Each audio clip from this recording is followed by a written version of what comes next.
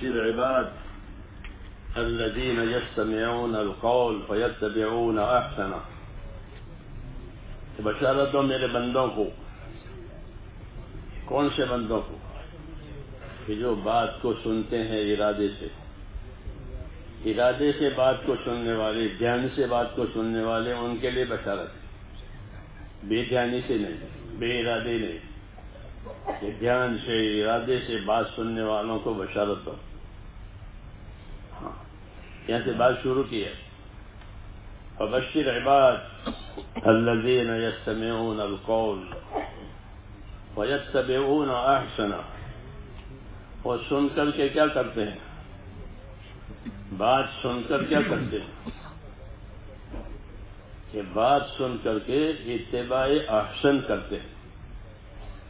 اتباع احسن کا کیا مطلب ہے؟ اتباع احسن کا کیا مطلب ہے؟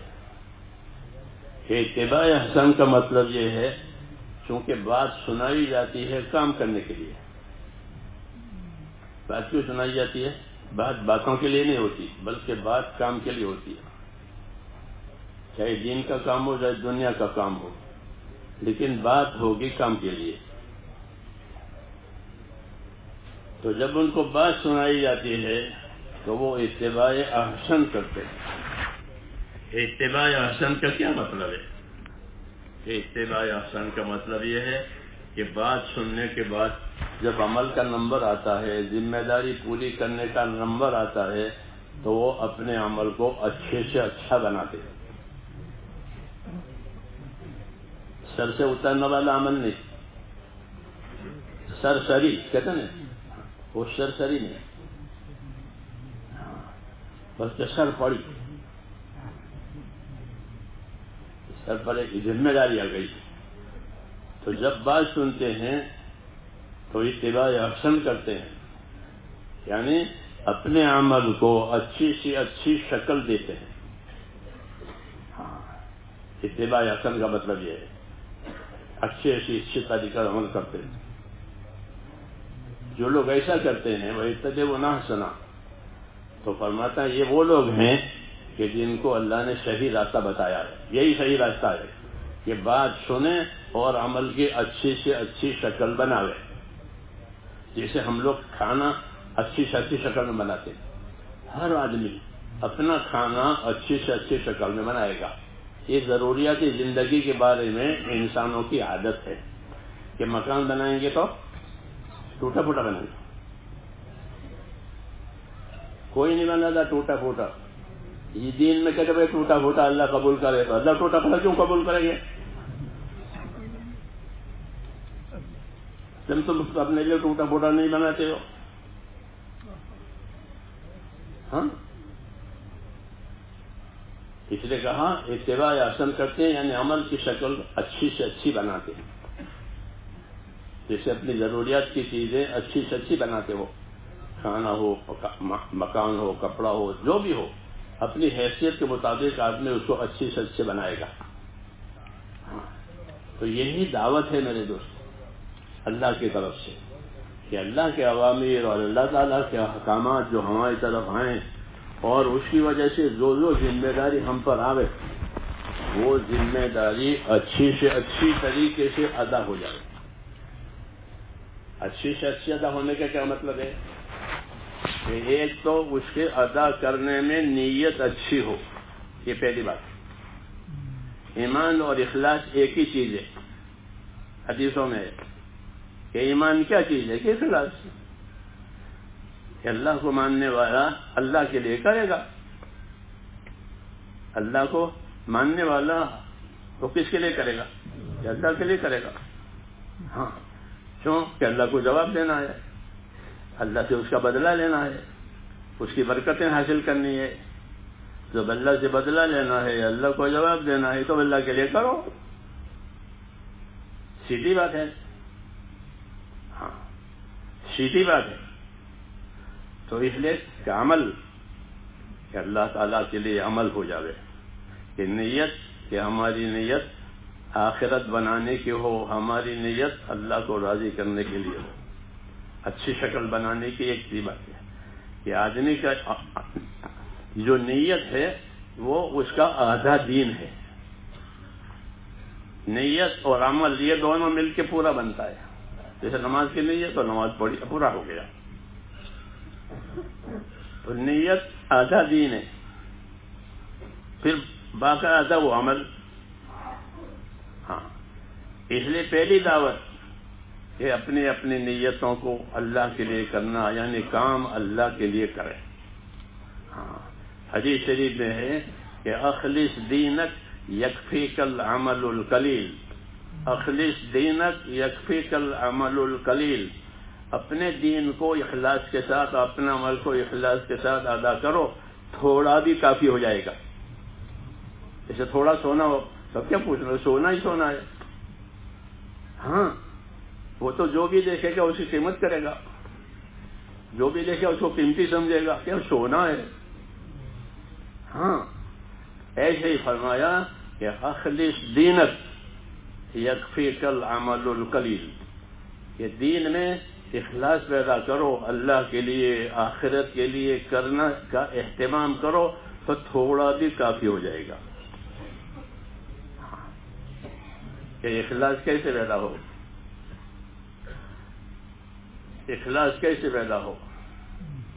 کہ اخلاص ایسے پیدا ہوتا ہے کہ مخلصین کی صحبت میں رہو. جیسے پھول والوں کے پاس رہو تو کہ پھولوں کی خوشبو آئے گی، عطر والوں کے پاس رہو تو کہ عطر کی خوشبو آئے گی. ہاں، کہ اخلاص والوں کے ساتھ رہو گے تو اخلاص آئے گا. پھول والوں کے ساتھ رہو گے تو پھولوں کی خوشبو آئے گی. جی ہاں، اور پھر دوسرے کا چلے جاؤ گے تو پھر خوشبو نہیں، بدبو آئے گی کہ وہاں بدبو ہے. جی ہاں، چمڑے کے تاجروں کے بازار میں جاؤ گے تو بری بدبو آتی ہے. ہاں، ٹھہر نہیں سکتے ہم لوگ. ہاں، کچے چمڑے آتے ہیں ان کے پاس. تو میں نے کہا اخلاص کہاں ملے گا؟ کہ اخلاص مخلصین کی صحبت میں ملتا ہے. مولانا الیاس صاحب فرماتے تھے کہ ہماری جماعتیں جو ہیں یہ مخلصین کی جماعتیں ہیں، مگر ہم کو یہ نہیں سمجھنا چاہیے کہ میں مخلص ہوں. امید رکھنی چاہیے، امید رکھنی چاہیے اللہ سے، لیکن اپنے بارے میں یہ گمان نہیں کرنا چاہیے کہ میں مخلص ہوں. یہ دعویٰ ہے. جو دعویٰ کرے گا اللہ مدعی کو جھوٹا ثابت کرے گا. تم نے کیسے کہہ دیا کہ میں مخلص ہوں؟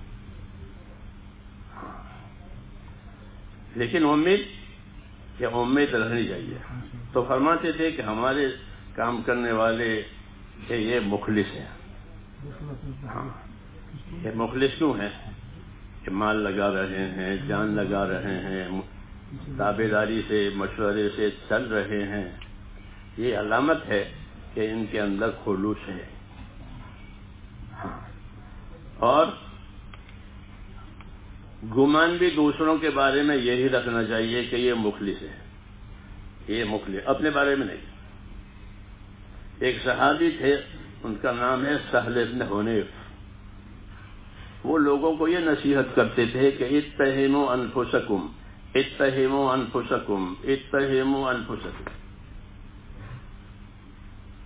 یعنی اپنے آپ کو الزام دو، اپنے آپ کو الزام دو کہ یا اللہ میرا قصور ہے، میری غلطی ہے، میری خامی ہے. یہ کہ اس سے کیا ہوگا کہ جب آدمی اپنی خامی کو، اپنی خطا کو اپنی طرف منسوب کرے گا تو اس کو اصلاح کرے گا. ہاں، جیسے میرے کپڑے پر داغ ہے تو کیا کرے گا؟ دھوئے گا. کیوں کہ اپنا کپڑا وہ خود ہی دھو سکتا ہے، دوسرا کون دھوئے گا؟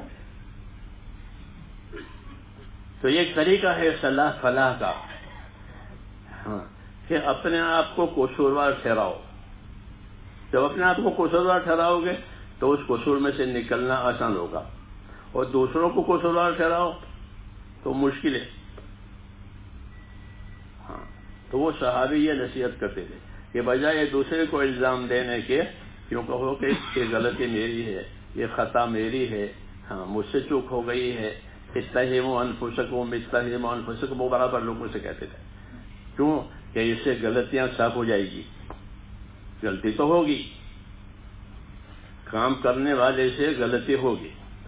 ہاں حساب کرنے والا حساب میں بھول چوک کر سکتا ہے، لکھنے والا لکھنے میں بھول چوک کر سکتا ہے. جو نہ لکھے نہ حساب کرے اس کے بھول نہیں ہوگی تو بھائی وہ کچھ کرتا ہے نہیں تو کیا بولو.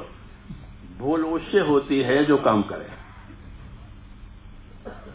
ہاں اس لیے اللہ تعالیٰ بھول سے ناراض نہیں ہے، بھول سے ناراض نہیں ہے، گناہ سے بھی ناراض نہیں ہے.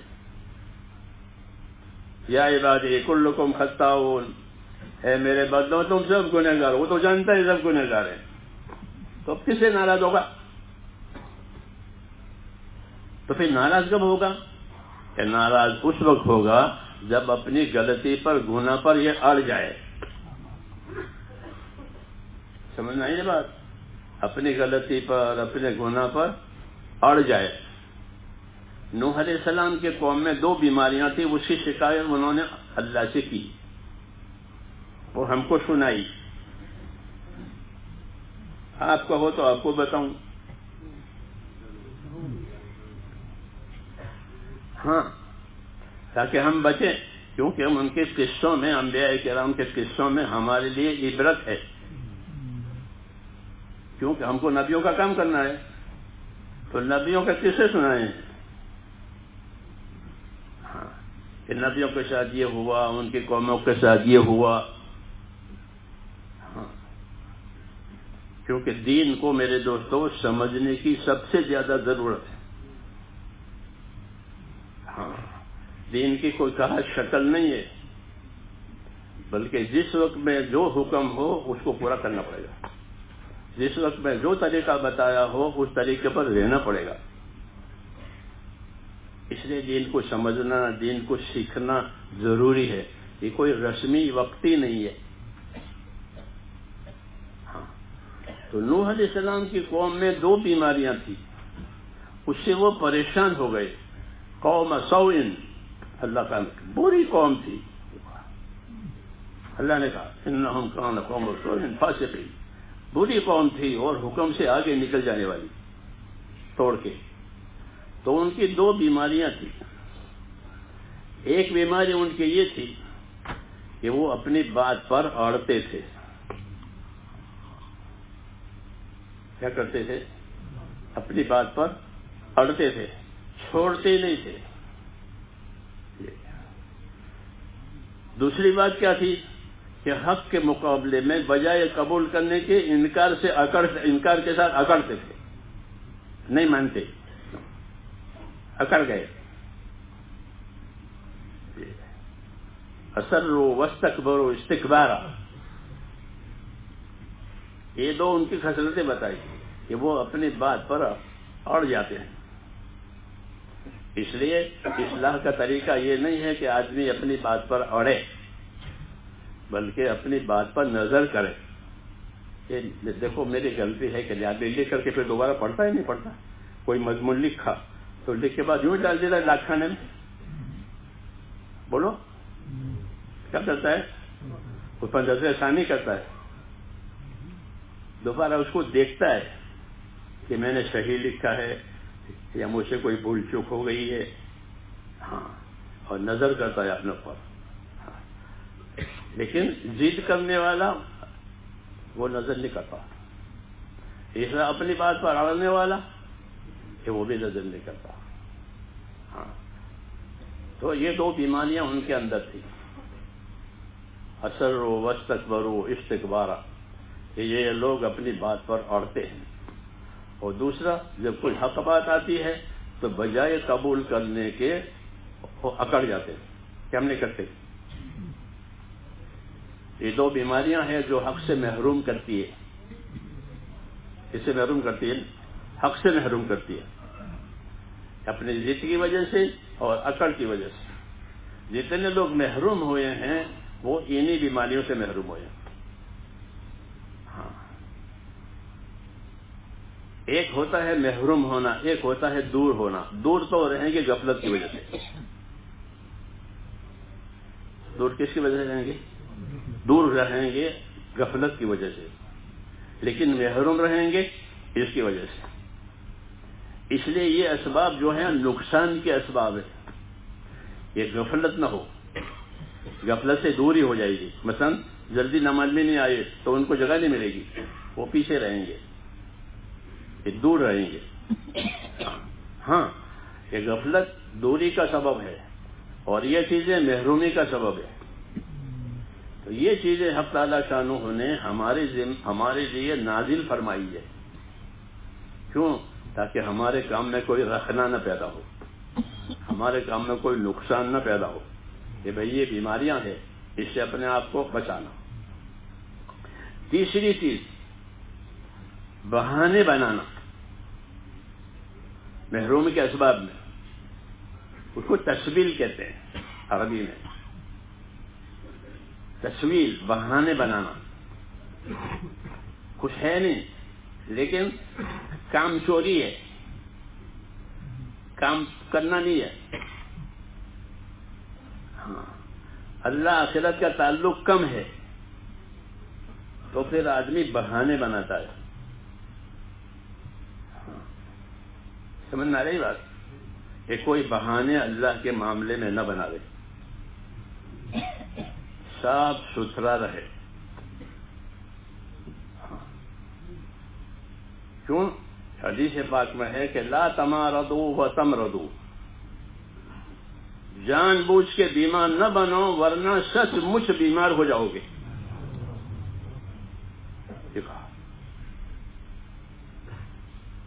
سمجھ بات آ رہی؟ ہاں، میں نے کتاب لوگ بہانے بنائے تو، لیکن مذاکرہ ہے. یہ کام کو سمجھنا ہے. ایک کام میں بہت سی چیزیں فائدہ دینے والی بھی ہیں، کام میں بہت سی چیزیں ہم کو نقصان دینے والی بھی ہے. اس لیے یہ مذاکرے ہیں. تو ارشاد فرمایا کہ لا تمارضوا فتمرضوا، جان بوجھ کر کے بیمار نہ بنو ورنہ سچ مچ بیمار ہو جاؤ گے. ہاں، سیدھے صاف اللہ کے سامنے رہو. کیوں کہ اللہ اندر باہر سب جانتے ہیں کہ اندر کیا ہے باہر کیا ہے. ہاں، اس لیے کہا لا تمارضوا فتمرضوا، جان بوجھ کے بیمار نہ بنو ورنہ سچ مچ بیمار ہو جاؤ گے. ہاں، بہانے کوئی نہ بنا دے ورنہ بہانے سچے ہو جائیں گے. حضرت عیسیٰ علیہ السلام نے اپنے آدمیوں سے کسی تقاضے پر جانے کا مطالبہ کیا، جیسے انبیاء کرام کی سنت ہوتی ہے. کہ انبیاء کرام کی سنت یہ ہوتی ہے کہ وہ تقاضے رکھتے ہیں امت کے سامنے. یہی ان کی تاریخ ہے پوری، کہ وہ تقاضے لائیں گے کہ بھئی یہ ہے یہ ہے یہ ہے، بولو اس کے لیے کون تیار ہے. یہی طریقہ ہے کہ ان کی طرف ان کے پاس تقاضے آتے ہیں اللہ کی طرف سے کہ لوگوں سے یہ کہو، لوگوں سے یہ کراؤ، لوگوں کو یہ بتاؤ.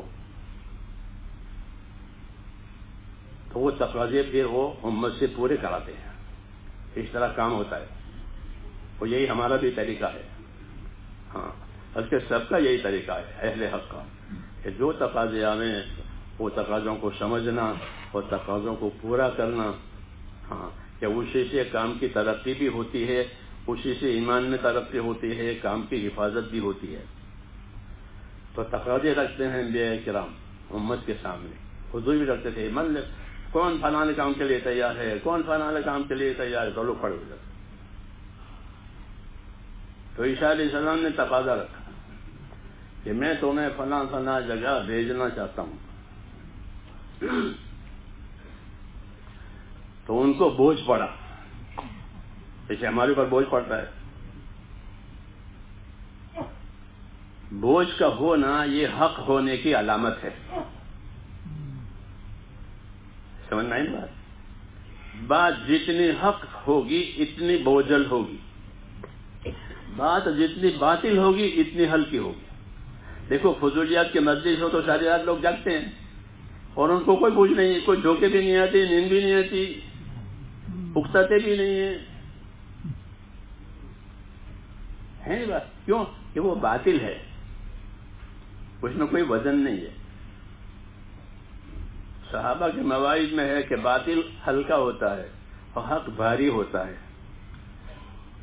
اور فرماتے تھے کہ باطل میٹھا ہوتا ہے اور حق کڑوا ہوتا ہے. الحق مر، کہ حق کڑوا ہوتا ہے. یہ بات اس لیے بتائی تاکہ جو صحیح سمجھ والے ہیں وہ حق کو اختیار کریں، چھوٹے بچے کی طرح نہیں کہ کڑوی دی تھوک دی.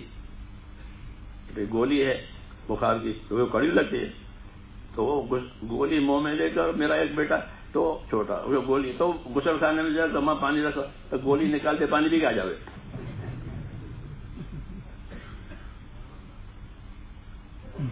ہاں تو وہ گولی پڑی ہوئی نہیں تھی وہاں، ورنہ تو کون جانتا گولی تو یہاں پڑی ہوئی ہے، تو معلوم گولی کھائی نہیں ہے، پانی پیا ہے. جی ہاں، کیوں؟ وہ کڑوی لگتی ہے، اچھی نہیں لگتی، دوا اچھی نہیں لگتی، دوا اچھی نہیں لگتی. اسی مناسبت سے یہ بات کی میرے ذہن میں آئی کہ جتنے اللہ تعالیٰ کے احکامات ہیں وہ ابتدا میں دواؤں کے طرح ہوں گے. یاد رکھو،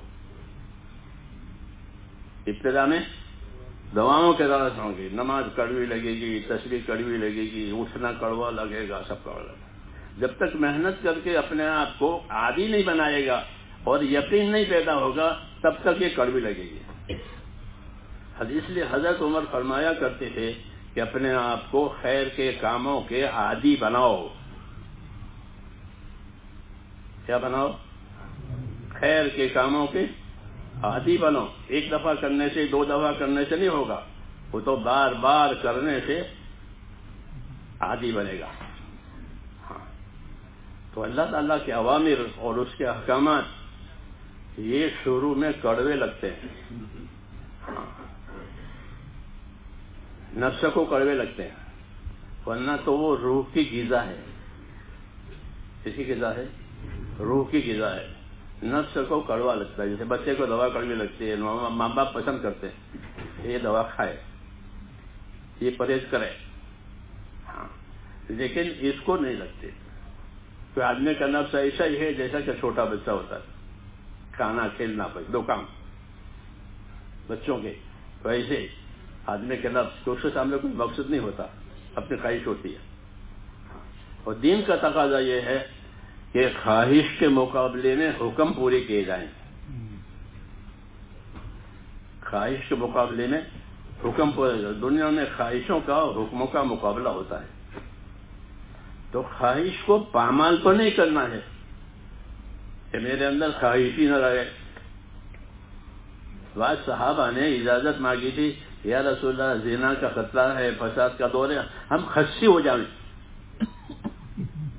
روایتوں میں ہے. تو وہ منع فرمایا کہ ایسا نہیں کر سکتے. ابو ہریرہ کو زیادہ فکر تھی کہ بھی میں غریب آدمی ہوں، شادی نہیں کر پاؤں گا، تو اچھا ہے کہ میں یہ سلسلہ ہی ختم کر دوں. ہاں غریب آدمی ہے. فرمایا نہیں، جو اللہ نے لکھا ہے وہ ہوگا. یہ آخری بات ہے کہ اگر اللہ نے زنا لکھا ہے تو زنا کرے گا، اور نہیں لکھا ہے تو پھر کیوں اپنے آپ کو خراب کرے. اسے اللہ پر بھروسہ کرو. تو میں نے کہا اس کو برباد نہیں کرنا ہے خواہش کے مادے کو، بلکہ اللہ تعالیٰ نے خواہشات کو قربان کرنے کے لیے بنایا ہے، ختم کرنے کے لیے نہیں بنایا. خواہشات کو کس لیے بنایا؟ کہ اس کو حق کے لیے قربان کرو. جیسے روزے میں آدمی خواہش قربان کرتا ہے، ختم نہیں کرتا، کھاتا ہے، بلکہ رمضان میں زیادہ کھاتا ہے. ہاں اور اللہ اس کو زیادہ کھلاتے ہیں. حدیث میں نہیں کہ مومن کی روزی رمضان میں بڑھ جاتی ہے، تو روزی بڑھے گی تو نہیں کھائے گا. ہاں لیکن اپنی خواہش سے نہیں کھائے گا، یہ مسئلہ ہے. حکم سے کھائے گا. اس لیے اس کے کھانے کی اور نہ کھانے کی اللہ کے ہاں قدر ہے. لیکن افطاری کرتا ہے تو افطاری کا انعام یہ ہے کہ افطاری کے وقت جو دعا مانگی جائے گی وہ قبول ہوگی.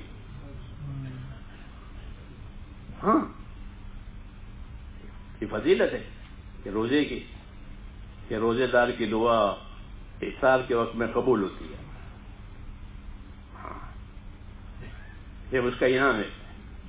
اس نے خواہشات پر پابندی لگا کر کے اللہ کے حکموں کو پورا کیا ہے تو اس کو یہ انعام دیا جاتا ہے. یہی ساری عمر کی تربیت ہے کہ اسی طرح اپنی زندگی کو گزارا جاوے جس طرح رمضان میں گزارتے ہیں. کہ جب حکم ہوا جب کھائیں اور جب حکم نہ ہو تو نہ کھائیں. جہاں کھانے کا حکم ہو وہاں کھانا کھائیں، نہ کھانے کا حکم ہو تو نہ کھائیں، جیسے رمضان میں ہوتا ہے. تو اس سے کیا ہوگا کہ اس سے اطاعت وجود میں آئے گی. کیا وجود میں آئے گی؟ اطاعت وجود میں آئے گی. اطاعت اصلی مقصد ہے زندگی کا.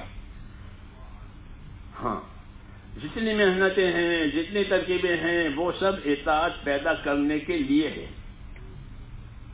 زندگی اطاعت والی بنے. جی ہاں، تمام نبیوں کی دعوت، تمام نبیوں کی بعثت وہ اسی وجہ سے ہے کہ زندگی اطاعت والی بنے. وما ارسلنا من رسول الا لیطاع باذن اللہ. کہ جب کبھی ہم نے کوئی رسول بھیجا ہے تو اسی مقصد کے لیے بھیجا ہے کہ اس رسول کے واسطے سے اور اس رسول کی رہبری میں لوگ اللہ کی اطاعت کریں. یہ اصل کام ہے، یہ اصل کام ہے. باقی ترکیبیں اس میں آنے کے لیے ہے، اس میں اطاعت پر آنے کے لیے. ہاں، کہ زندگی اطاعت والی بنے. اور اطاعت میں یہ ہوتا ہے کہ اپنی جان کو، اپنی مال کو، اپنی صلاحیتوں کو اللہ کی امانت سمجھ کر استعمال کرے. یہ اطاعت کا موضوع ہے کہ اطاعت کیوں ہے اور اطاعت سے کیا مراد ہے، اطاعت سے کیا چاہا جاتا ہے. کہ اطاعت سے یہ چاہا جاتا ہے کہ اپنی جانی مالی جتنی صلاحیتیں ہیں وہ کہاں استعمال ہو؟ کہ جہاں اللہ راضی ہوتا ہو وہاں استعمال ہو. ایک، یا جہاں اللہ کے راضی ہونے کے لیے استعمال ہو اس کی معاونت میں استعمال ہو، اس کی مدد میں استعمال ہو. خود بھی کرو اور کوئی کر رہا ہے تو معاون بنو. یہ اصول ہے ہمارا کہ جو چیز حق ہے، جو چیز نیکی ہے اس کو تو خود کرو. کیوں کہ اس لیے تو پیدا کیے ہیں، گناہ کے لیے تھوڑے پیدا کیے تھے.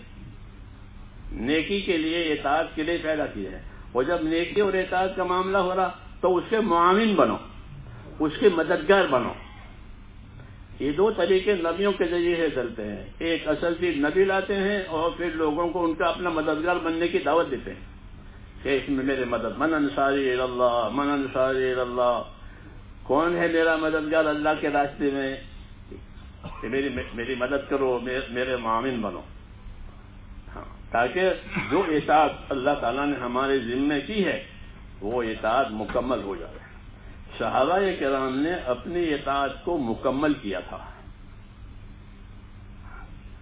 وہ اپنی اطاعت کی کارگزاری یہ سناتے تھے کہ بایانا رسول اللہ صلی اللہ علیہ وسلم علی السمع والطاعہ فی العسر والیسر والمنشط والمکرہ وعلی اثرۃ علینا. یہ اپنی اطاعت کی رویداد ہے کہ ہم نے اللہ کے نبی کے ہاتھ میں ہاتھ دے کر یہ قول قرار کیا ہے کہ آپ کی بات سنیں گے، آپ کی بات مانیں گے. اور یہی طریقہ ہے کہ پہلے تو سنو سمجھو اور پھر مانو. ہاں، تو ہم نے یہ قول قرار کیا ہے. یہ بعد والوں کے لیے سبق ہے جو انہوں نے کیا ہے، وہ کہ ہم نے یہ قول قرار کیا ہے کہ اللہ کے نبی کی بات سنیں گے تاکہ سمجھیں اور سن کر کے پھر اس کو مانیں گے. تو کس حال میں مانو گے؟ تمہارے فیور کی ہوگی تو مانو گے، نہیں فیور ہوگا نہیں مانتے. کیا ایسا نہیں ہے، ایسا نہیں ہے. بلکہ ہمارے ماننے کی ترتیب یہ تھی کہ ہم اپنے نبی کی بات سنیں گے اور اپنے نبی کی بات مانیں گے ہر حال میں، چاہے وہ ہمیں ہمارا جی چاہے جی نہ چاہے. اللہ غریب بناوے تو، اللہ مالدار بناوے تو، جی چاہے تو جی نہ چاہے تو. اللہ غریب بناوے تو، مالدار بناوے تو. کتنی باتیں ہوئی؟ یہ 4 باتیں ہوئی. جی کا چاہنا نہ چاہنا، اللہ غریب بنانے، حالات اللہ اچھے بنانے تو بھی کام کریں گے، حالات اللہ نہ گوا کمزور بنانے تو بھی کام کریں گے. یہ مراد ہے. اور 5ویں بات یہ ہے کہ ہم اللہ رسول کی بات مانیں گے، کوئی ہم کو پوچھے کوئی ہم کو نہ پوچھے. یہ ہے مسئلہ. یہاں گاڑی اٹکتی ہے، ہم کو نہیں پوچھا، ہم کو نہیں شامل کیا، ہم کو نہیں بتایا. یہ نہیں کہ ہمارے اندر یہ گراہ نہیں ہے. کوئی ہم کو پوچھے تو ٹھیک ہے، نہ پوچھے تو بھی ٹھیک ہے. اگر کام اچھا ہوا ہے اور ہم کو نہیں پوچھا تو کوئی کام ہونا چاہیے. کام ہونا چاہیے. کیوں؟ کہ کام کی ذمہ داری ہے. تو اس لیے ہم کو اگر نہیں بھی پوچھا ہے تو کوئی بات نہیں، کام اچھا ہونا چاہیے. پھر اس کے معاون بنے، اس کے مددگار بنے. ہاں، مددگار وہ آدمی بنے گا جس کے اندر شکایتیں نہیں ہوگی. جس کے اندر شکایتیں ہوگی اس کی مدد کمزور ہوگی. میری بات سمجھ رہے ہیں نا؟ ہاں، یہ اجتماعی امور میں یہ چیزیں پیش آتی ہے. تو ہم کو تعلیم یہ دی ہے کہ شکایتی نہ بنو، شاکر بنو. کیا بنو؟ شاکر بنو. الحمدللہ علی کل حال. اچھا ہے تو الحمدللہ بعزتہ وجلالہ تتم الصالحات، یہ دعا پڑھو. اچھا ہو گیا اور بہت اچھا ہو گیا کہ الحمدللہ بعزتہ وجلالہ تتم الصالحات. یہ مسنون دعا ہے کہ کوئی کام اچھا ہوا اور بہت اچھا ہو گیا تو کیا پڑھو گے؟ ہاں، اس کو یاد کرنا چاہیے. یہی تبلیغ ہے. یہی تبلیغ ہے. کیوں کہ اصل تبلیغ اتباع میں ہے. اصل تبلیغ کس میں ہے؟ اتباع میں. اور مذاکرے کیوں کیے جاتے ہیں؟ کہ اتباع کرانے کے لیے. یا مذاکرے کے لیے ہوتے ہیں؟ کہ مذاکرے کے لیے نہیں ہوتے. مذاکرے تو صحیح سبق ہے اور اس کا اتباع کرنا ہے. اصل دین اتباع ہے. اصل دین کیا ہے؟ اتباع ہے. کہ جان سے، مال سے، اخلاص سے تابعداری کرے، اس کو اتباع کہتے ہیں. اور اتباع کا معاملہ ایسا ہے کہ اتباع سے کوئی مستثنا نہیں ہے. اتباع سب کے ذمے ہے. تاکہ نبی کے ذمے بھی اتباع ہے. نبی تو نبی ہے، وہ تو مرشد ہے، لیکن اتباع، اور نبی کس کا اتباع کرے گا؟ کہ نبی وحی کا اتباع کرے گا. نبی کس کا اتباع کرے گا؟ وحی کا. اتبع ما اوحی الیک، جو آپ پر وحی نازل کی گئی ہے آپ اپنے آپ کو اس کا پابند کریں. ہاں، تو اتباع یعنی اپنے آپ کو پابند کرنا، صحیح نیت کے ساتھ، صحیح عمل کے ساتھ، صحیح ترتیب کے ساتھ. یہ ضروری ہے. نہیں تو رسم بنے گی. کیا بنے گی؟ دین رسم بن جائے گا، رواج. قوموں کے، برادریوں کے رواج ہوتے ہیں. رواج دین نہیں ہوتا، وہ تو ان کی ایک عادت ہے جو مسلسل چلی آتی ہے. ہاں، اس رواج کو مٹانے کے لیے ہی نبی آتے تھے ایک کے بعد. جی ہاں، اب دین نہیں رہا، رواج ہو گیا. انہیں جیسا فرماتے ہیں کہ جب پہلی نبیوں کی شریعتوں میں رواج پانا آ گیا تو اس کو صاف کرنے کے لیے پھر دوبارہ نبی آتا تھا کہ پھر اب رواج نہیں ہے بلکہ ایمان ہے، اخلاص ہے، طریقہ ہے، استقامت ہے. اس سے دین بنتا ہے. سے کیا بنتا ہے؟ اس سے دین بنتا ہے. تو ہمیں میرے دوستو ہماری ذمہ داری ہے کہ اپنی زندگی دینی بنائیں. دیکھو، جتنی اجتماعی محنتیں ہوتی ہیں، دینی ہو یا دنیاوی، اس اجتماعی محنتوں کا مفاد اور اجتماعی محنتوں کا اصلی نتیجہ انفرادیت کو طاقت دینے کے لیے ہوتا ہے. اللہ کرے میری بات سمجھ میں آئی ہو.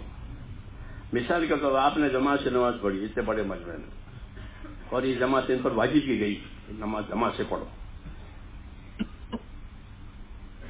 کیوں؟ کہ تاکہ ہر ایک کو 27 درجہ نماز کا ثواب ملے. نفع انفرادی ہوا ہے اور حکم اجتماعی ہوا ہے. ایسے کمپنی بنا کر کاروبار کرتے ہیں، مان لگاتے ہیں مل جل کر کے، تو اصلی فائدہ اس کا کیا کہ کمپنی کا ہر فرد مالدار ہو جائے. یا غریب ہونے کے لیے کمپنی بناتے ہیں کوئی؟ ہاں، غریب ہونے کے لیے کمپنی بنا نہ. شرکت اور کمپنیاں غریب بننے کے لیے نہیں ہوتی، بلکہ ان کی من جملہ سب کی کوششوں سے ان کی انفرادیت طاقتور ہو جائے. میری بات سمجھ میں آئی آپ کو؟ اس سے اتفاق ہے کیوں بھائی؟ ہاں، کہ جتنی اجتماعیت ہوتی ہے وہ انفرادیت کو طاقت دینے کے لیے ہوتی ہے. تو ہماری جو اجتماعی محنت ہے وہ انفرادیت کو طاقت دینے کے لیے ہے کہ ہمارا ہر آدمی دیندار بن جاوے، جیسے کمپنی کا ہر فرد مالدار بن جاوے. اس لیے کمپنی بنائی. تو ہم نے جماعت کیوں بنائی؟ کہ جماعت اس لیے بنائی ہے، اور جماعت اس لیے بنی ہے کہ جماعت کا ہر آدمی دیندار بن جائے، اور کوئی غرض نہیں ہے. جتنی ترتیبیں سمجھاؤ اصلی یہی ہے، اصل یہ بنیاد یہی ہے کہ ہمارا ہر آدمی دیندار بن جائے. اس کو اللہ نے دین کے لیے پیدا کیا ہے، بے دینی کے لیے کوئی کسی کو نہیں پیدا کیا. وما خلقت الجن والانس الا لیعبدون. ہاں، یہ نہیں کہا کہ الا لیعصون تاکہ وہ میرے نافرمان بنے، اسے میں نے پیدا. ایسا ہے کہ نہ، میں نے جناتوں کو اور انسانوں کو اپنی عبادت کے لیے پیدا کیا ہے. یہ مقصد زندگی ہے. کیا ہے مقصد زندگی؟ ہاں، ایک ہوتا ہے مقصد حیات. تو مقصد حیات اگر فوت ہوا تو زندگی بیکار گئی. ہاں، یہ مقصد حیات ہے کہ زندگی کیسی بنے کہ عبادت والی بنے، بندہ بن کر زندگی گزارے، آزاد بن کر زندگی نہ گزارے. بندہ بنے، پابند بنے. یہ موٹی بات ہے. ہاں، کہ اپنے آپ کو پابند کرو، یہ حکم ہے. واعتصموا، اپنے آپ کو مضبوط تھامو اللہ کی بات کو. واعتصموا بحبل اللہ، اللہ کی بات کو مضبوط تھامو، اللہ کی بات کو مضبوط پکڑو. ہاں، تو میں نے کہا جتنی اجتماعی محنتیں ہوتی ہے وہ انفرادیت کو طاقت دینے کے لیے ہوتی ہے. اجتماعیت کے لیے نہیں ہوتی. اس لیے اللہ کی نظر ان کے کم زیادتی پر نہیں ہے کہ یہ بہت لوگ ہیں جسے اللہ خوش ہے. کہ نہ، کہ تمہاری قلت کثرت کو ہم نہیں دیکھتے، بلکہ ہم تو تمہارے اندر کیا ہے وہ دیکھتے ہیں. جی ہاں، اس لیے اجتماعیت کا اصلی فائدہ یہ کہ انفرادیت جو ہے وہ سدھر جائے، کہ ہماری اجتماعی محنت سے ہماری زندگی دینی بنے. پھر دین کے جتنے کام ہیں اور دین کی جتنی ذمہ داریاں ہیں وہ ہم سیکھ کر پورے کرنے والے بنے. سیکھ کر، ہاں، کیونکہ دنیا کے تمام کاموں کو لوگ سیکھتے ہیں. سیکھتے نہیں سکتے. جی ہاں، سکھاتے ہیں ان کو. ایسے سیکھو، ہاں، اس کی تعلیم لو، اس کا امتحان دو، تو تم کو کام پر لیا جائے گا. اگر تم نے اس کی تعلیم نہیں دی ہے، اس کا امتحان نہیں دیا ہے، تو پھر آپ کا کوئی ویلیو نہیں ہے. ہاں، اور اگر امتحان سیکھا ہے، امتحان دیا، تو آپ کو جگہ دیں گے. ہاں، کہ کتنی صلاحیت ہے، کتنی ڈگری ہے. تو یہاں بھی ایسے ہے کہ اللہ تبارک و تعالیٰ کی طرف سے عمل پر درجات دیے جاتے ہیں. کیا دیے جاتے ہیں؟ درجات دیے جاتے ہیں. ہاں، اب جتنے عمل ہوں گے اتنے درجات اونچے ہوں گے. وَلِكُلٍّ دَرَجَاتٌ مِّمَّا عَمِلُوا، کہ ہر ایک کے لیے درجات ہوں گے اپنے عمل کے مطابق. اور عمل کی شکل بنانی ضروری ہے کہ عمل صحیح شکل میں بنے تاکہ اس کا نتیجہ معلوم ہو جائے کہ عمل صحیح شکل میں کیسے بنے گا. کہ عمل صحیح شکل سے بنے گا پہلے تو اس کا علم ہو. کیا ہے؟ ہاں، اس کا علم ہو کہ یہ عمل یوں ہے. پھر اس کا طریقہ معلوم ہو. کیا معلوم ہو؟ اس کا طریقہ معلوم ہو. اس علم کے مطابق، اس طریقے کے مطابق کام کرے گا تو جو اس وعدہ اللہ تعالیٰ کا ہے وہ پورا ہوگا. یہی سمجھ پر یہ دینا ہے، وہ وعدہ اللہ پورا کرے. اور عمل غلط ہوا ہے تو اس غلط عمل پر کوئی وعدہ نہیں ہے. اسے مسلمان کی زندگی 24 گھنٹے کی وہ ہمیشہ علم و ذکر کے ساتھ ہے. جیسے گاڑی ہمیشہ اپنے پہیوں کے ساتھ ہوتی ہے. کوئی گاڑی بغیر پہیے کے آپ نے سنی ہے؟ یہ تمہارے یہاں ہو تو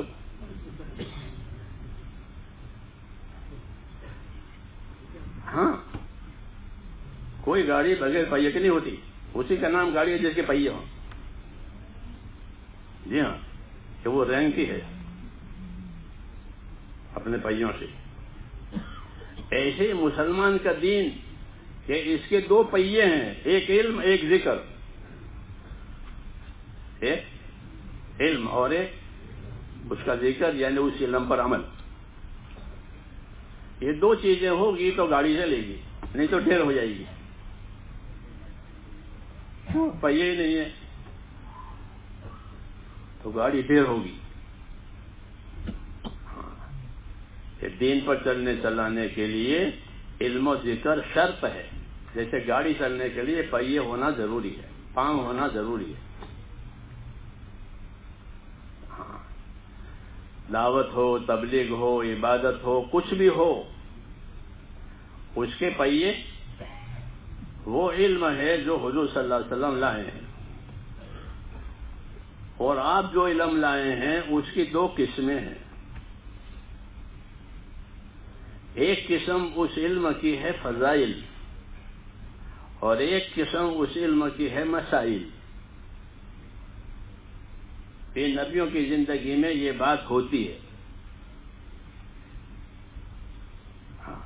کہ جو علم لائے ہیں عمل کرانے کے لیے تو پہلے اس عمل کی قیمت بتائیں گے کہ آپ کو یہ ملے گا اور یہ ملے گا اور یہ ملے گا اور اللہ یہ دے گا، یہ برکت ہے، یہ بدلہ ہے وغیرہ، تاکہ طبیعت تیار ہو جائے عمل کرنے کے لیے. کچھ ملتا ہو تو آدمی کرے گا اور نہ ملتا ہو تو کچھ نہ ملتا ہو تو پھر آدمی کا یہ بھی کیا لینا ہے، نہیں کرے گا. اس لیے اللہ تعالیٰ نے ایسا نہیں کیا ہے بلکہ علم اتارا ہے. اور وہ پہلا علم ہے اور وہ فضیلتوں کا علم ہے. ہاں، مسلمانوں کی دینداری میں جان اس وقت آئے گی جب ان کے پاس فضیلتوں کا علم ہوگا. اگر فضیلتوں کا علم نہیں ہے تو ان کا عمل خشک ہوگا، ان کو خود بوجھ پڑے گا. ان کو خود ہی بوجھ پڑے گا. کیوں؟ کہ معلوم نہیں مجھے کیا ملے گا کیا نہیں ملے گا، اور کرنا ہے کیوں کہ ماحول ہے، رواج ہے، سب لوگ کہتے ہیں تو وہی کرو. یہ بوجھ اس وجہ سے پڑا ہے کہ اس کا ثمرہ، اس کا پھل یہ معلوم نہیں ہے. اور اگر اس کا ثمرہ اور پھل معلوم ہو جائے تو پھر کسی کہنے کی ضرورت نہیں. آدمی کوئی سودا کرتا ہے، اس سودے میں اس کو نفع ہے تو وہ نہیں پوچھتا کسی سے، پوچھتا ہے بلکہ وہ اپنے نفع کو سمجھ کر کے اس نفع کو حاصل کر لیتا ہے. اس لیے اللہ تعالیٰ نے ہم کو دیندار بنانے کے لیے سب سے پہلے فضائل کا علم دیا ہے کہ فضائل کا علم سیکھو تاکہ تمہاری دینداری تم پر بوجھ نہ بنے، اس کا شوق ہو جائے. ہاں، اس لیے اس علم کو جاننا ضروری ہے. ہمارے نہ جاننے کی وجہ سے یہ کام ہمارے اوپر بوجھ ہے.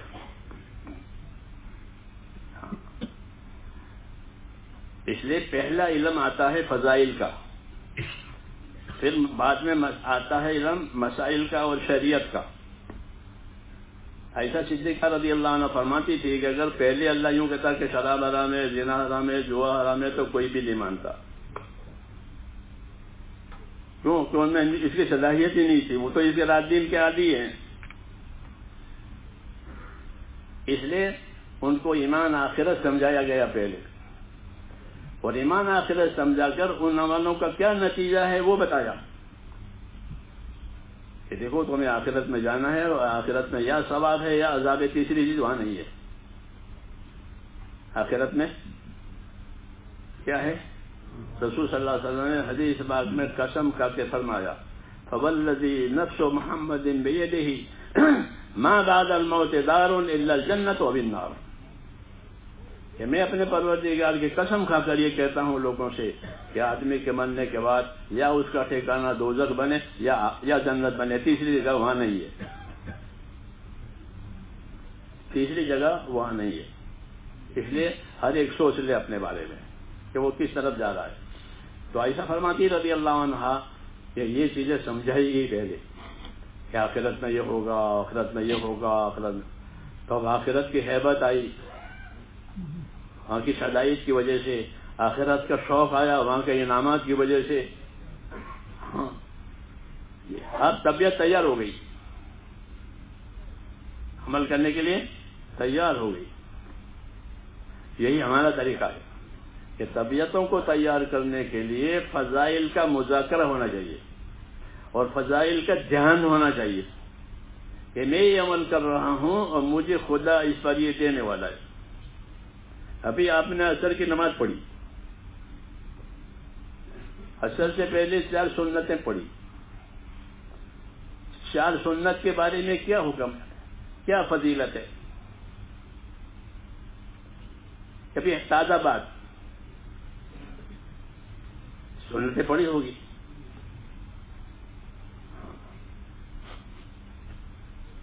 تو فجر عصر کی سنت کی بات ہو رہی، عصر کی سنت پڑھی. تو عصر کی سنت کے بارے میں کیا فرمایا؟ تو حضور صلی اللہ علیہ وسلم نے عصر کی جماعت سے پہلے 4 سنت پڑھنے والوں کو دعا دی ہے. کیا دی ہے؟ نبی کی دعا. کیونکہ ہمارے دعا کرو، ہمارے لیے دعا کرو. تو آپ کو نبی نے دعا دی ہے. کیا دعا دی ہے؟ یہ دعا دی ہے کہ رحم اللہ عمران صلی قبل العصر 4. اللہ اس بندے پر رحم کرے جو عصر سے نماز سے پہلے 4 رکعت سنت پڑھے.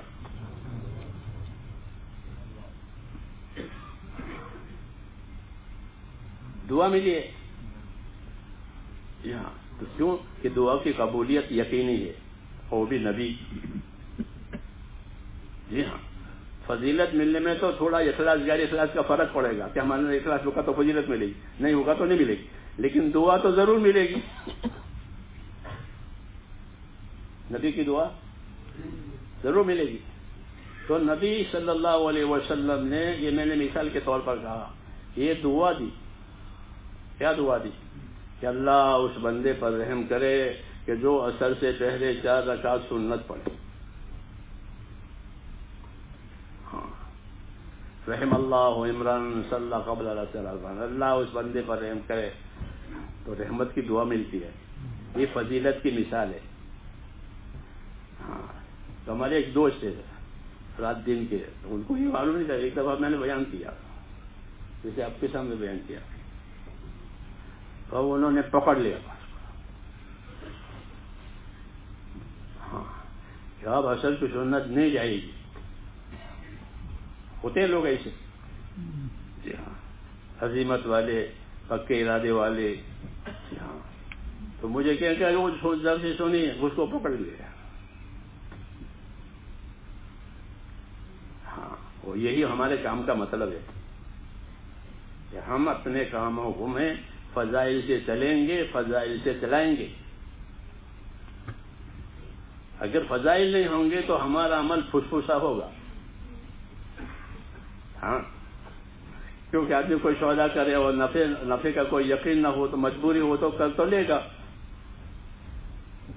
مجبوری ہے، بیچ دے گا بیچنے کی چیز، یا خرید لے گا خریدنے کی مجبوری ہے، لیکن اس کا دل خوش نہیں ہے. ہوتا ہی نہیں سر. تو ایسے عمل تو کر لیا لیکن اس کی فضیلت نہیں معلوم ہے. تو کر لیں گے بھائی، کیا تھا لوگ کہتے ہیں کرو، ایسا نہیں ہے، بلکہ جو کرے اس کے نفع کو سامنے رکھ کر کرے. ہاں، اللہ تعالیٰ نے قیامت کے دن کو روز یوم الدین، مالک یوم الدین، یوم الدین کہا. قیامت کے دن کا نام کیا ہے؟ یوم الدین. یوم الدین کا کیا مطلب ہے؟ کہ بدلے کا دن. کس کا؟ موت سے پہلے جتنے دن ہیں وہ عمل کے دن ہیں، اور موت کے بعد بدلے کے دن ہیں. ہر آدمی کی موت انفرادی قیامت ہے، اور اجتماعی قیامت وہ اپنے وقت پر آئے گی. وہ تاریخ اللہ نے کسی کو نہیں بتائی ہے. دو قیامت ہے، ایک چھوٹی ایک بڑی، ایک انفرادی ایک اجتماعی. تو انفرادی قیامت وہ موت، من مات فقط قامت قیامت ہو، کہ جو مرا اس کی قیامت تو قائم ہو گئی. کہ اس کو اپنے عمل کا سارا نظام اس کے سامنے آ جائے گا. یہ انفرادی طور پر، کیونکہ وہ قبر میں اکیلا ہے تو اس کو دکھلا دیں گے. پھر اجتماعی وہ بعد میں، کیوں کہ وہ جزا کا دن ہے. میں نے کہا یہ عمل کا دن ہے، وہ جزا کا دن ہے.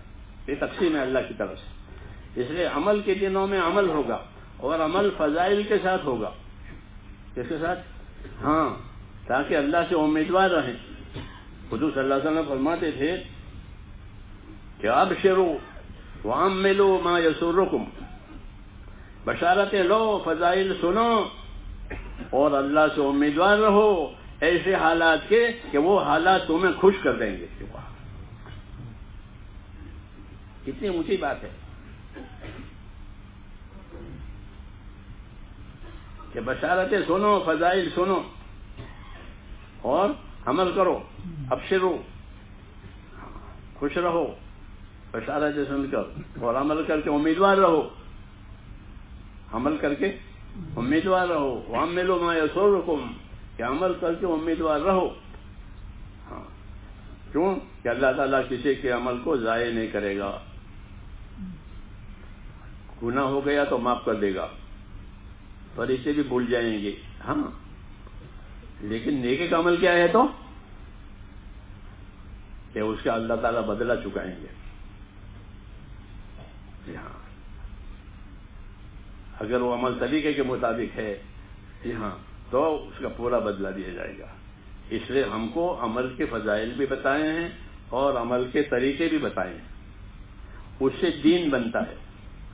کہ دین بننے کے لیے عمل کا علم ہو، عمل کا طریقہ ہو، اور نیت میں اخلاص ہو تو دین بنے گا. اگر عمل دین اندر اخلاص نہیں ہے تو پھر وہ اس کا خدا کا معاملہ ہے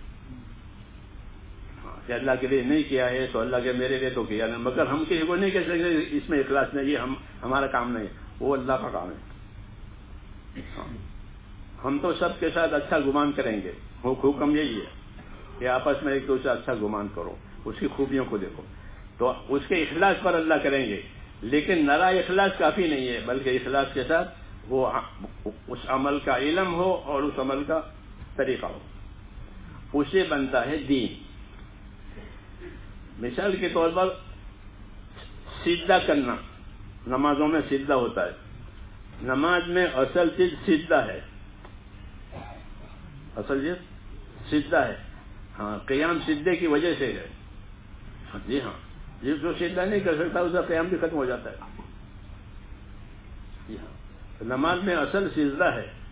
کیونکہ سجدہ اللہ کو بہت پسند ہے. یہ بندے کی پیشانی اللہ تعالیٰ کے سامنے اس کے قدموں میں، یہ اللہ کو بہت پسند ہے. اس کو سجدے میں پڑا ہوا دیکھے، جھکا ہوا دیکھے. کسی کا سجدے میں دعائیں مانگو، نفل نمازوں کے سجدوں میں دعائیں مانگو، کیونکہ اللہ کو سجدہ پسند ہے. اس حالت میں دعا مانگی وہ زیادہ قابل قبول ہے. تو اللہ کو سجدہ پسند ہے، اور ہر سجدے پر ایک درجہ بلند ہوتا ہے. یہ اس کی فضیلت ہے کہ تم جتنے سجدے کرو گے اتنے تمہارے درجے بلند ہوں گے، جتنے سجدہ کرو گے اتنے تمہارے درجے بلند ہوں گے. یہ تو سجدے کی فضیلت ہوئی. یہ سجدے کا طریقہ کیا ہے؟ کیونکہ طریقہ صحیح ہوگا تو سجدہ معتبر ہوگا، طریقہ صحیح نہیں ہوگا تو وہ سجدہ معتبر نہیں ہے.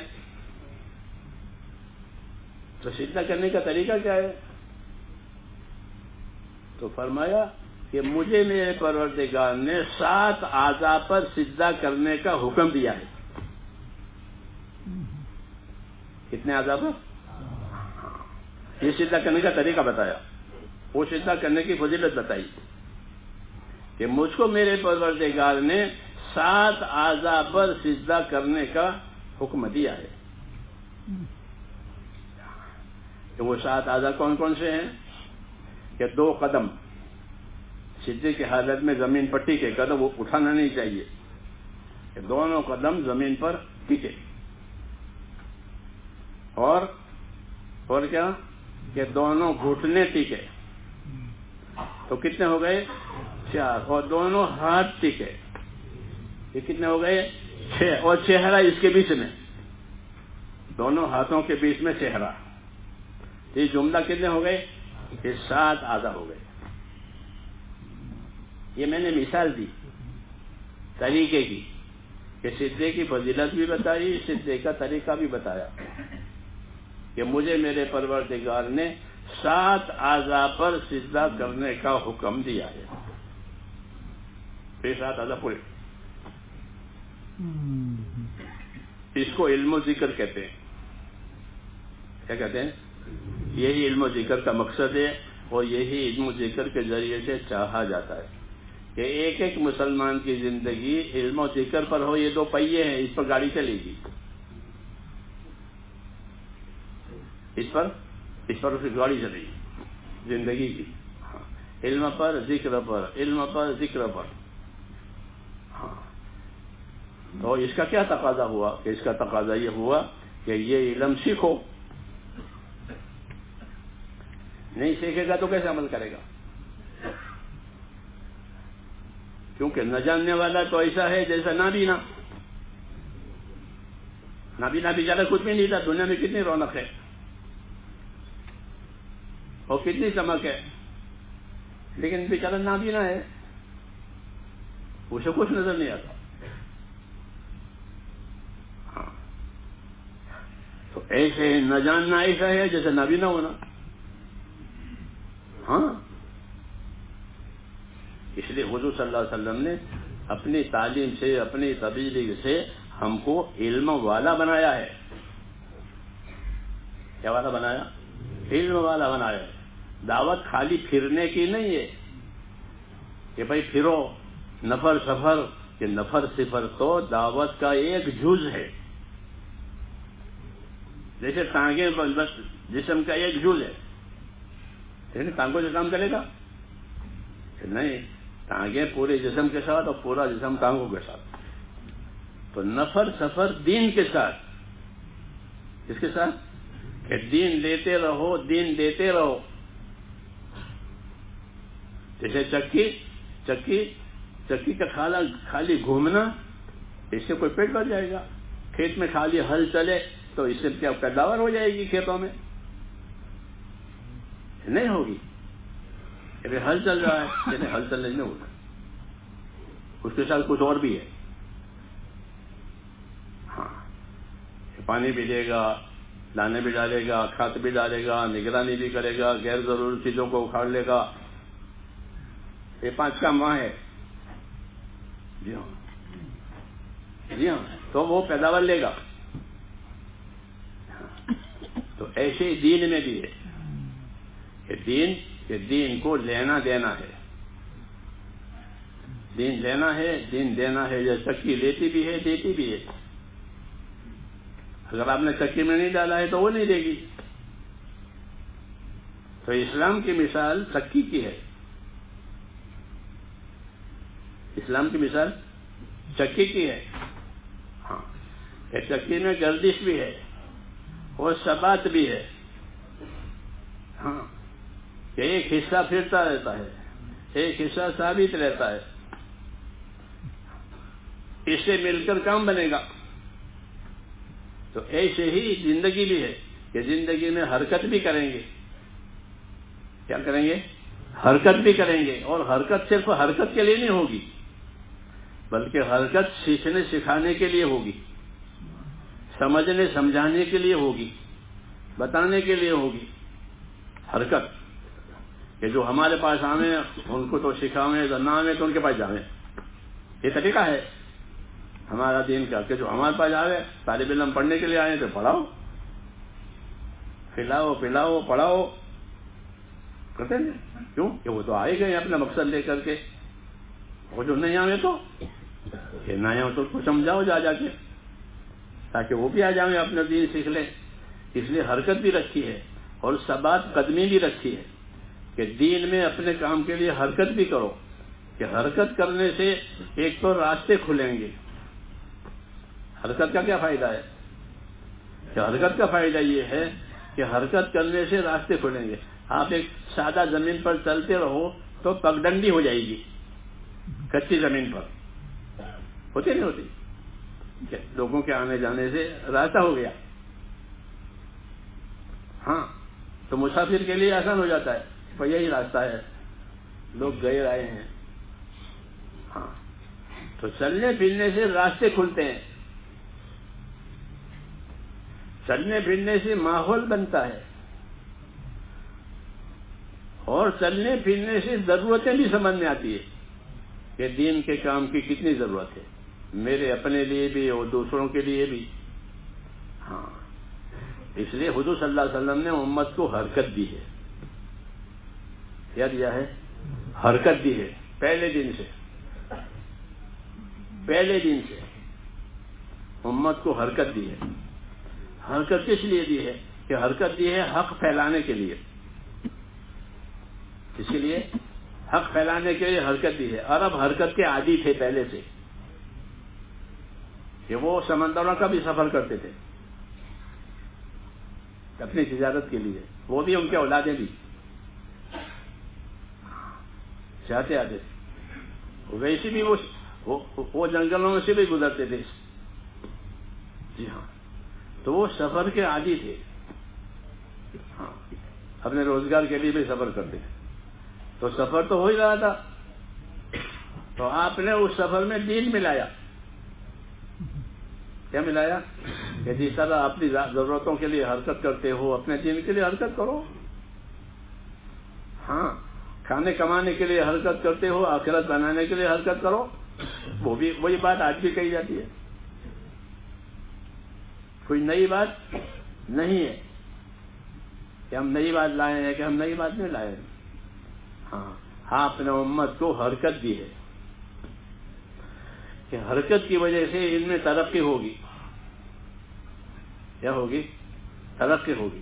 ابو بکر رضی اللہ عنہ جو ایمان لائے اس دن سے انہوں نے حرکت شروع کر دی، اور اپنے ہی جیسے بڑے بڑے لوگوں کو رسول صلی اللہ علیہ وسلم سے لا کے ملایا، کیونکہ وہ بڑے آدمی تھے، مانے ہوئے آدمی تھے. پہلے سے جاہلیت کے زمانے میں بھی لوگ ان کو مانتے تھے، اپنے قضیے اور جھگڑے ان کے پاس لاتے تھے سلجھنے کے لیے، کیسے جھگڑے سلجھ جاویں. ہاں، تو مانے ہوئے آدمی تھے. اس لیے انہوں نے اپنی صلاحیتوں کا یہ استعمال کیا کہ اللہ تعالیٰ نے مجھ کو یہ صلاحیت دی ہے کہ لوگ میری طرف رجوع کرتے ہیں، تو میں ان رجوع کرنے والوں کو اللہ کی طرف لوٹاؤں.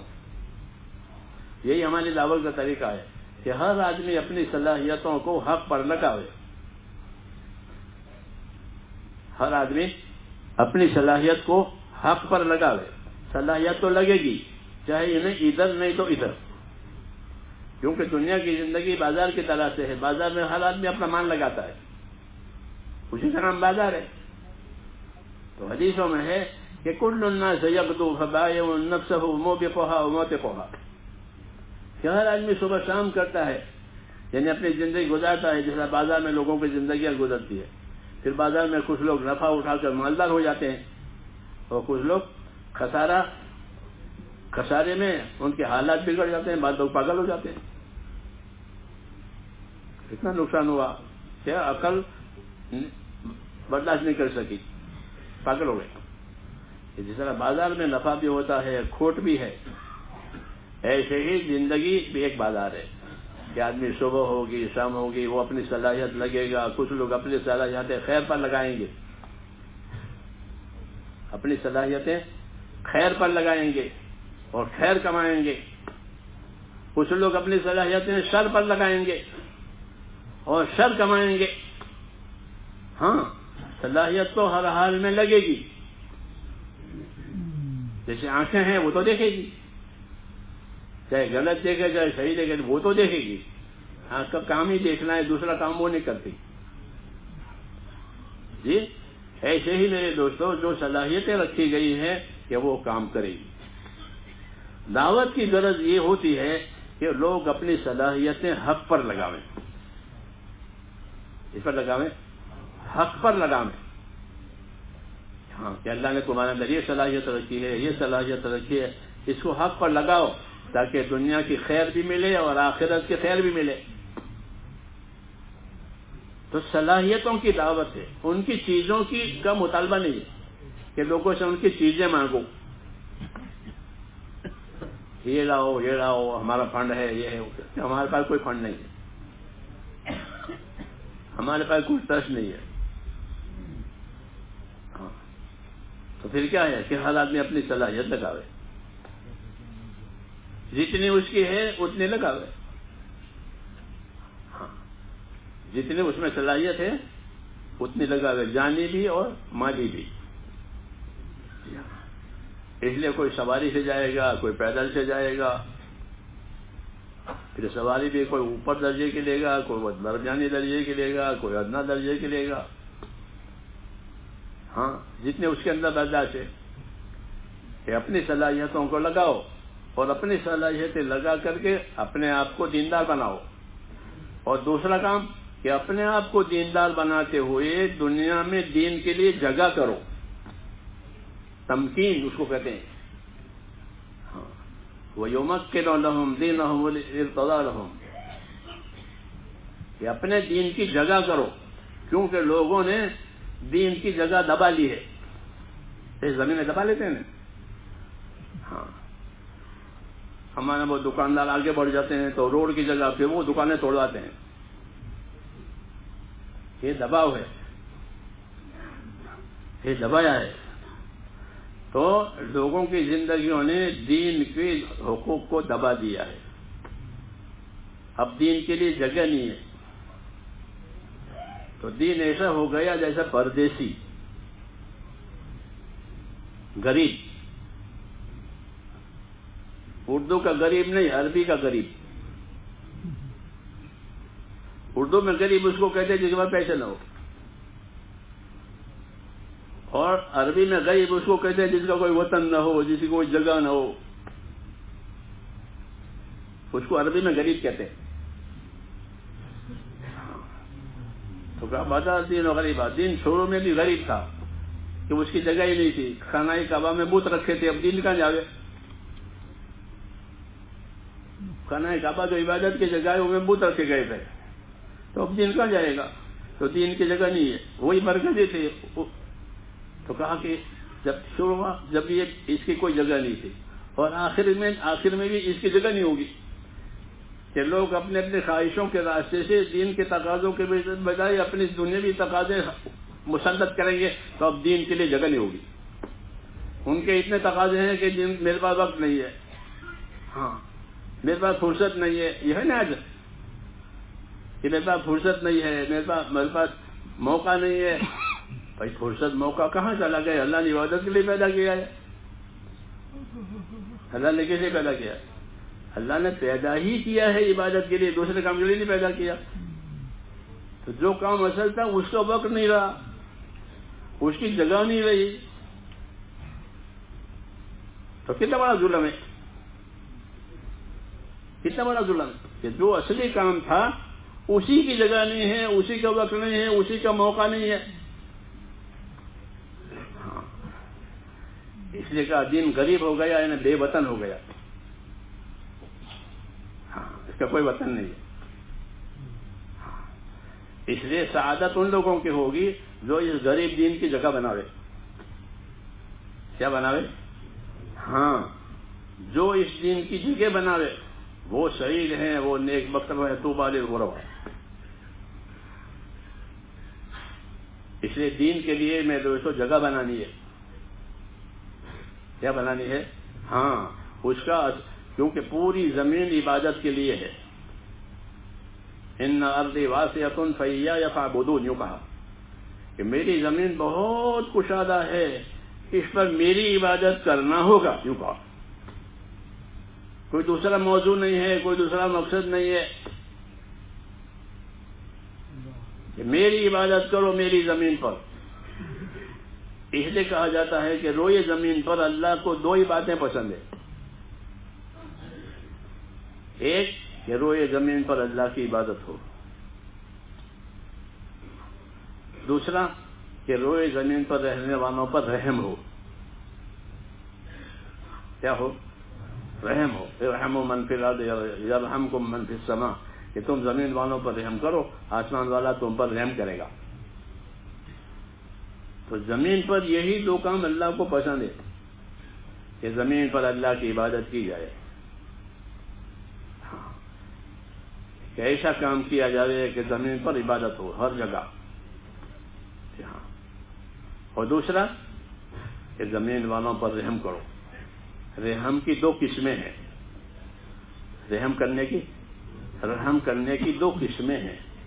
ایک قسم رحم کرنے کی مادی، ایک رحم قسم کی مانوی. مادی رحم یہ ہے کہ زمین والوں کی ضرورت پوری کرو، بھوکے ہیں تو کھانا کھلاؤ، ننگے ہیں تو کپڑا پہناؤ، بیمار ہے تو دوا دارو کرو وغیرہ. ضروریات زندگی پوری کرنا یہ بھی ایک رحم ہے. اس سے بڑا رحم یہ ہے کہ مقصد زندگی پر لوگوں کو لاؤ. اس پر لاؤ ان کی زندگی کا جو مقصد اللہ نے ٹھہرایا ہے، جس کی وجہ سے ان کی زندگیاں قیمتی بنے گی، اس پر ان کو لاؤ. خدا نے ان کو پیدا کیا ہے کہ اللہ تعالیٰ نے بندوں کو زمین پر اپنے حکموں کے پورا کرنے کے لیے پیدا کیا ہے. حکموں کو چھوڑنے کے لیے یا حکموں کو توڑنے کے لیے نہیں پیدا کیا. یہ حکم توڑیں، یہ حکم چھوڑیں، اس کے لیے پیدا ہوئے ہیں کہ اس کے لیے نہیں پیدا ہوئے ہیں، بلکہ حکموں کو پورا کرنے کے لیے ان کو پیدا کیا ہے. تو یہ اصلی مقصد ہے زندگی کا. تو لوگوں کو اس پر لانا یہ اصلی رحم ہے کہ یہ اللہ کے حکموں والے بن جائیں، حکموں کے پورا کرنے والے بن جائیں. پھر یہ حکموں کے پورا کرنے کے راستے سے اللہ کی مدد کے حقدار ہو جائیں گے، برکتوں کے حقدار ہو جائیں گے، مددوں کے حقدار ہو جائیں گے. نہیں تو حکم توڑنے کی وجہ سے یہ عذاب کے حقدار بنیں گے. حکم توڑنے کی وجہ سے یہ عذاب کے حقدار بنیں گے. تو یہ سب سے بڑا رحم ہے کہ زندگیوں کا رخ اللہ کی طرف، اللہ کے حکموں کی طرف، اللہ کی اطاعت کی طرف جائے. یہ سب سے بڑا رحم ہے. ظاہر میں یہ نظر نہیں آتے. ظاہر میں تو وہ رحم نظر، کھانا کھلایا، پانی پلایا تو ٹھیک ہے، لیکن وہ تو موت سے پہلے تک کی ہے. اس کا فائدہ تو موت تک ہے. تم کھلا دیا، پلا دیا.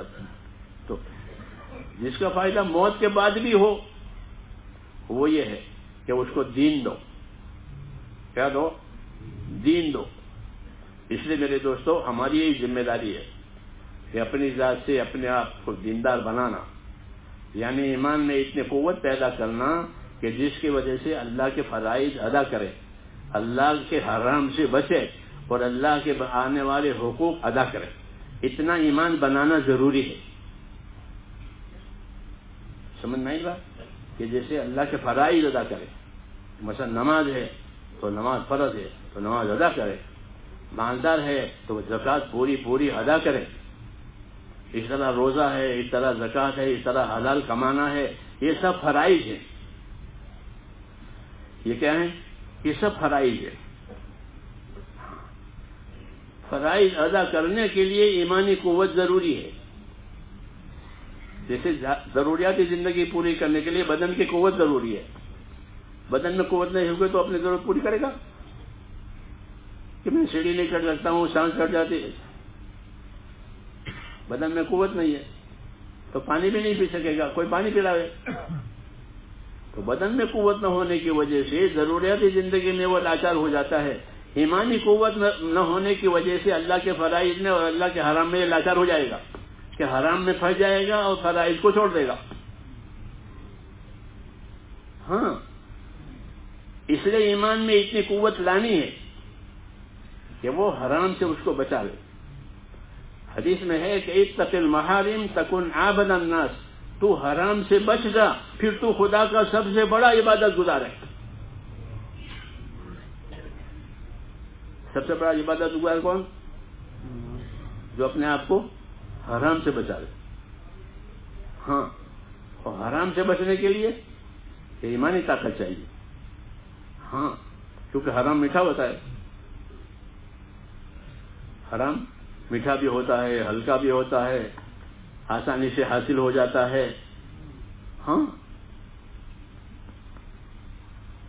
تو حرام سے بچانے کے لیے ایمانی قوت. اس لیے ہم کو دعوت اور محنت دی ہے کہ اس محنت میں ایمان ترقی کرے گا. جان مال اللہ کے حکموں کو زندگی میں لانے کے لگانا، اور دوسروں کو اس کے لیے تیار کرنا، اس کے لیے دور دراز کے تقاضے پورے کرنا، یہ اندر مضبوطی پیدا کرے گا. مولانا الیاس صاحب فرماتے تھے ہم دور دور اس لیے دیتے ہیں کہ ان کے اندر استحکام آئے، یعنی ان میں دینی مضبوطی آئے. ورنہ ضرورت تو یہاں بھی ہے.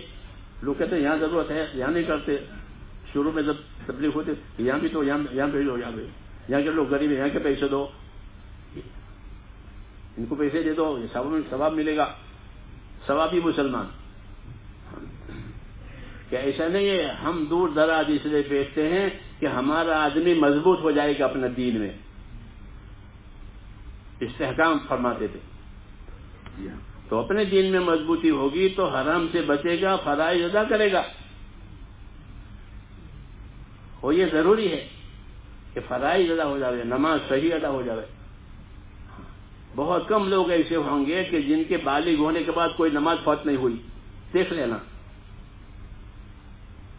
کہ بالغ ہونے کے بعد میری کوئی نماز فوت نہیں ہوئی، ایسے دیکھو کتنے ہوں گے. ہاں، بہت لوگوں کی نمازیں فوت ہوئی ہیں، ان کو شعور بھی نہیں ہے.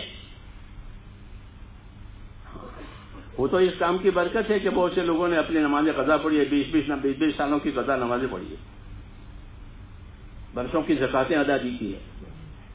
ہاں، کہ اتنے سال سے مالدار ہوں، صاحب نصاب ہوں، زکات دی نہیں ہے، اب سمجھ نہ آیا زکات کیا ہے تبلیغ میں. ہاں، تو پانی پڑتا ہے تو زمین نرم ہوتی ہے. ایسے دلوں پر پانی پڑتا ہے تو پھر دل نرم ہوتے ہیں، آدمی کو اپنے گناہ نظر آتے ہیں. اس کام کا یہ فائدہ ہے کہ آدمی کو اپنے گناہ نظر آتے ہیں. کیا نظر آتے ہیں؟ کہ تبلیغ کا کیا فائدہ ہے کہ گناہ نظر آئیں گے. جیسے اکثر میں نظر آتا ہے یہ ہے ٹوٹا ہوا ہے، یہ ہے. تو اس کام سے ایک روشنی پڑتی ہے اندر، تو آدمی کو اپنے گناہ نظر آتے ہیں کہ میں نے یہ کیا ہے، میں نے یہ کیا ہے، میں نے یہ کیا ہے. تو اس کو ندامت ہوتی ہے. کیا ہوتی ہے؟ پچھتاوا ہوتا ہے، ندامت ہوتی ہے. پھر ندامت کی وجہ سے وہ اللہ کی طرف رجوع کرتا ہے. پھر نماز قضا پڑتا ہے، زکات باقی ہے تو وہ، کسی کا حق ہے تو وہ. یوں اصلاح ہوتی ہے. کیا ہوتی ہے؟ اصلاح ہوتی ہے. جیسے دوا اثر کرتی ہے. دوا کیا کرتی ہے؟ کہاں اثر کرتی ہے؟ کہ جہاں بیماری ہو وہاں دوا جائے گی. ہر کو درد دوا انجا روت. کہ جہاں درد ہوگا دوا وہاں جائے گی. داڑھ کی دوا پیٹ میں گئی ہے لیکن اثر داڑھ میں آئے گا. دوا داڑھ میں نہیں ہے، داڑھ میں ہے دوا. دوا تو پیٹ میں ہے، گھٹنوں میں درد ہے اور دوا پیٹ میں ہے، لیکن اثر کہاں جائے گا؟ یہ گھٹنوں میں. یہ قاعدہ ہے اندر جسمانی تربیت کا، ایسے روحانی تربیت کا بھی ہے کہ جہاں گناہ ہے ہدایت کا اثر وہاں جائے گا. سمجھ، یہ میرا یہ گناہ ہے، میرا یہ گناہ ہے، اس کو ہاں ہر کجا دردیش دوا انجا روت، ہر کجا رندیش شفا اندا روت، کہ جہاں درد ہوگا دوا وہاں جائے گی، جہاں بیماری ہوگی شفا وہاں جائے گی. یہ قاعدہ ہے نہیں، طبیعت کا قاعدہ یہی ہے کہ شفا کہاں گئی؟ کہ بیماری کی جگہ پر، اور دوا کا اثر کہاں گیا؟ کہ درد کی جگہ پر. یہ قاعدہ ہے طبیعت کا. ایسے یہاں بھی ہے کہ اگر کام کیا ہے، کیونکہ یہ کام ہدایت کا ہے، تو ہدایت کہاں جائے گی؟ گجا گمراہ ہوگی وہاں جائے گی. تو جہاں زندگی میں کسی عمل کا خلل ہوگا، کسی عمل کا نقصان ہوگا، وہاں جا کر کے یہ اثر کرے گی کہ میں نے اتنے نمازیں کھوئی ہے، میں نے اتنے زکاتیں نہیں دی ہے، میں نے فلانے کا حق دبایا ہے. یہ ابھی آپ چلے گئے، پٹی کھلے گی. یہ ہے ہدایت کا ذریعہ کہ آدمی کو ندامت آئی، پچھتاوا، اور اللہ نے فرمایا والذین جاہدوا فینا لنہدینہم سبلنا، کہ جو ہمارے راستوں کی محنتیں کریں گے ہم ان کو اپنے راستوں کی رہبری کریں گے. سبل تو اللہ کے راستے وہ اعمال جنت ہے، وہ ہے سبل سے مراد. کہ سبل کیا؟ لنہدینہم سبلنا، کہ ہم سبل، تو سبل اعمال جنت ہے کہ اللہ محنت کی وجہ سے جنت کے راستوں کی رہبری کرے گا. وہ دوزخ کے راستے تو اب کٹ گئے، جی ہاں، اب جنت کے راستے پر آئے گا کہ چھوٹی ہوئی نماز بھی پڑھے گا، باقی زکات بھی دے گا، کسی کا حق دبایا ہے وہ بھی دے دے گا. ہاں یہ وعدہ ہے. یہ کیا ہے؟ تو یہ بڑا وعدہ ہے. اس لیے میرے دوستو یہ باتیں سمجھانے کی غرض یہ ہے کہ کام کو سمجھ کر کرنے کی ضرورت ہے. اس کی ہاں، تاکہ یہ روٹین نہ بنے. کیا نہ بنے؟ ایک روٹین، ایک عادت بڑی ہوئی ہے کہ نہ، ایسا نہیں ہے. یہ اس کام میں اللہ نے بڑا اثر رکھا ہے، بڑی تاثیر رکھی ہے. جی ہاں، صحیح کرنے کی ضرورت ہے اور صحیح سمجھنے کی بھی ضرورت ہے. اس کو خالی نفر سفر پر نہ سمجھے گا، نکل گئے ہو گیا. کہ نہ، نکلنا تو علاج کے لیے ہے. ہاں، جب علاج سمجھ میں آئے گا تو علاج لے گا آدمی.